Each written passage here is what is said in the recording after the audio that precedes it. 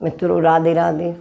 आज मैं आपको माता महालक्ष्मी की कहानी सुना रही हूँ जो महालक्ष्मी पूजन पर कही जाती है। एक पुरपाटन नामक गांव था। वहाँ पर मकरध्वज नामक राजा राज्य करते थे। उनकी दो रानियाँ थीं, आमैती और दामैती।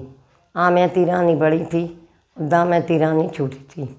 ये राजा का हमेशा का नियम था कि वह महालक्ष्मी की पूजा बड़ी धूमधाम से किया करते थे। उन्होंने महालक्ष्मी व्रत का आयोजन किया और बहुत से ब्राह्मण भी बुलाए। पूजा चल ही रही थी कि उनकी छोटी रानी दामैती उधर से निकली और उनका प्रसाद में पैर लग गया।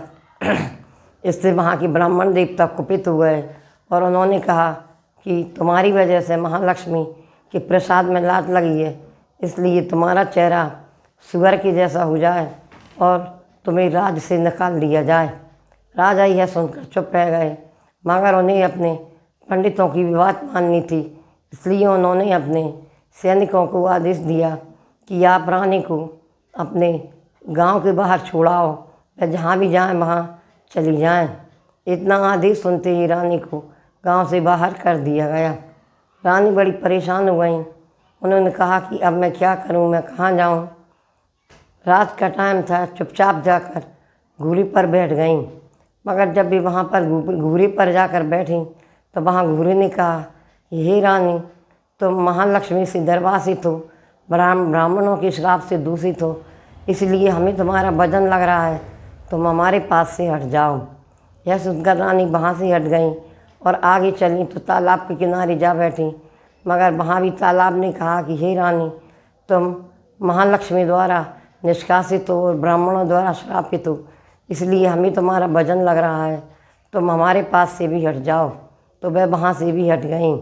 फिर रानी और आगे चली तो एक वृक्ष के नीचे बैठी, मगर वृक्ष ने भी कहा कि महालक्ष्मी द्वारा तुम निर्वासित हो, तुमने उनका अपमान किया है, इस कारण हमें भी तुम्हारा वजन लग रहा है, तुम हमें भी पाप की दोषी बना रही हो, हमारे पास से भी हट जाओ। रानी बहुत परेशान हो गई कि क्या करें। उसी समय उन्हें एक माई आती दिखाई दी। माई ने पूछा कि बहन, तुम कौन हो और यहाँ क्यों बैठी हो। तब रानी ने बताया कि मैं मकरध्वज राजा की पत्नी हूँ और ये मेरी शक्ल है जो श्राप के कारण ऐसी हुई है, इसलिए मैं अपना मुंह ढके हूँ, मुझे अपने घर ले चलो। उसने कहा ठीक है। वह अपने घर ले गई। मगर रानी की उनके घर पहुँचते ही उसके घर में भी परेशानियाँ आ गईं।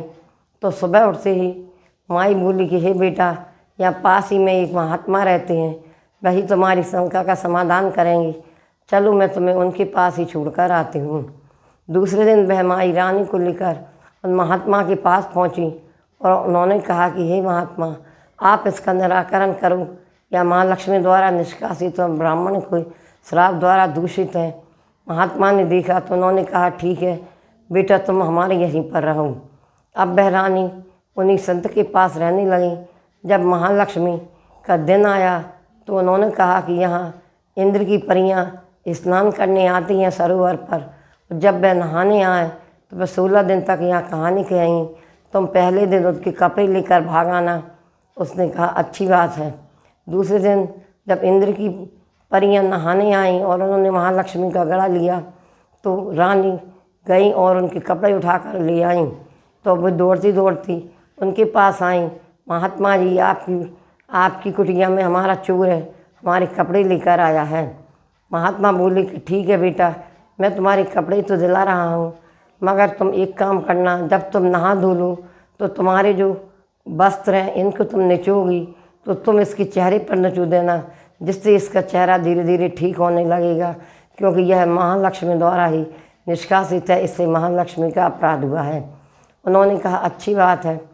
तो इसी तरह से उन्होंने 15 दिन निकल गए और उन्होंने रोज़ उनके सर पर उसके मुंह पर अपने कपड़े नचोती और चली जाती। वह कहानी सुनती 16वें दिन भी उन्होंने कहा तो रानी का चेहरा ठीक हो गया और वह भी अपने संत महात्मा के पास वापस आई।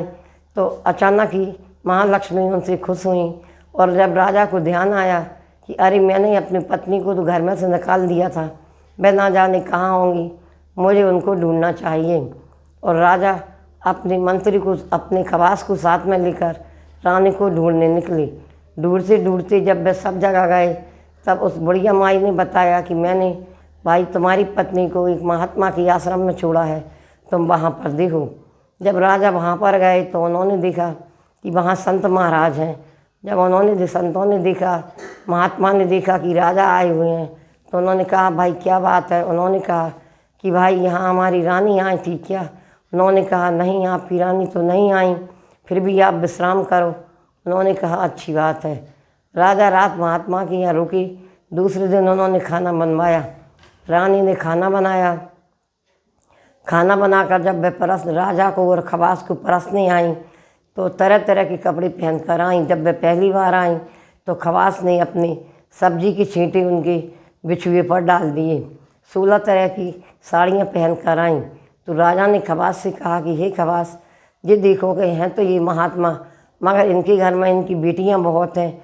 16 बार अपने सामने आई हैं और 16 बार ही तरह तरह की वस्त्र पहनकर मगर सिर ढककर आई हैं। खवास बोला नहीं महाराज, स्त्री तो एक ही है, मगर वह 16 बार हमारे सामने आई है। अब इसका रहस्य हम महात्मा जी से ही पूछेंगे। जब महात्मा जी से पूछा तो उन्होंने कहा कि हाँ बेटा, मेरी बेटी है और वह महालक्ष्मी द्वारा निष्कासित है, मगर अब महालक्ष्मी ने उसकी दशा सुधार दी है। तुम उसको चेहरा देख लो, क्या वह तुम्हारी पत्नी है। जब राजा ने अपनी पत्नी का चेहरा देखा तो उन्हें वही सुंदर चेहरा दिखा। उन्होंने कहा हाँ महात्मा जी, यही हमारी पत्नी है। अब हमसे महालक्ष्मी खुश हो गई हैं, इसलिए मुझे भी इसका ध्यान आया। अब हम इनको विदा करा के ले जाना चाहते हैं। तो महात्मा जी ने बहुत अच्छी तरह से रानी को बेटी की तरह विदा किया और राजा भी अपनी रानी को लेकर अपने महल में आए। तो महल में आ गए तो महालक्ष्मी भी खुश हो गई। उन्होंने खूब धूमधाम से महालक्ष्मी का आवाहन किया और पूजन की और आराम से रहने लगे। तो हमें किसी भी व्रत में किसी भी तरह की कोई गलती नहीं करना चाहिए, अच्छी तरह से व्रत करना चाहिए। जिस तरह से राजा और रानी सुखी रहने लगे, उसी प्रकार से सब सुखी रहें। यही माता महालक्ष्मी की कहानी है। जय जय श्री राम।